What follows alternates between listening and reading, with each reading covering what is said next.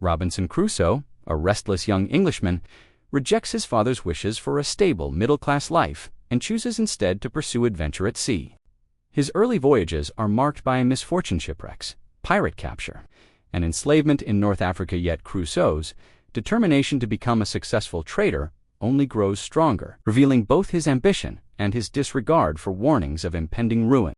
After escaping slavery with the help of a boy named Zuri, Crusoe is rescued by a Portuguese captain and eventually establishes himself in Brazil as a prosperous plantation owner.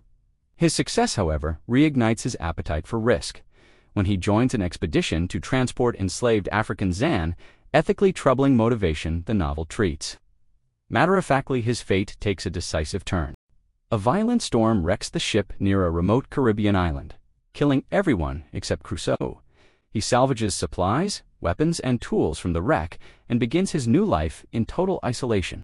The tone shifts from adventure to survival narrative as Crusoe methodically builds shelter, domesticates goats, cultivates crops, and creates a functional miniature society reflecting both ingenuity and colonialist attitudes. Crusoe struggles with despair, loneliness, and fear, marking days in a journal, battling illness, and interpreting his survival as part of a divine plan. His religious reflections become a central theme.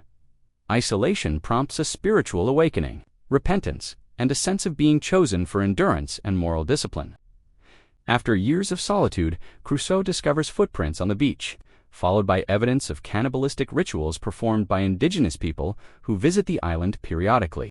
Terrified, he fortifies his dwelling and lives in constant vigilance.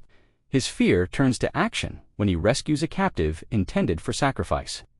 He names the man Friday and becomes his master, teaching him English, Christianity, and European customs. Friday's unquestioning devotion reinforces Crusoe's self-image as a civilizing authority, though modern readers often view their relationship as a clear embodiment of colonial dominance. Years later, an English ship arrives, commandeered by mutineers who plan to maroon their captain and loyal crew. Crusoe and Friday intervene, helping restore order in exchange for safe passage home. Crusoe's strategic leadership and mastery of the island's terrain prove decisive. After 35 years on the island, Crusoe finally returns to England. Learning that his Brazilian plantation has made him wealthy, yet his story of wandering is not finished, he embarks on additional travels. Revisiting the island now inhabited by a small, cooperative colony formed from former mutineers and indigenous people. The novel closes with Crusoe's restlessness still intact, suggesting that adventure remains both his greatest curse and deepest calling. Please like, comment, share, and subscribe for more videos.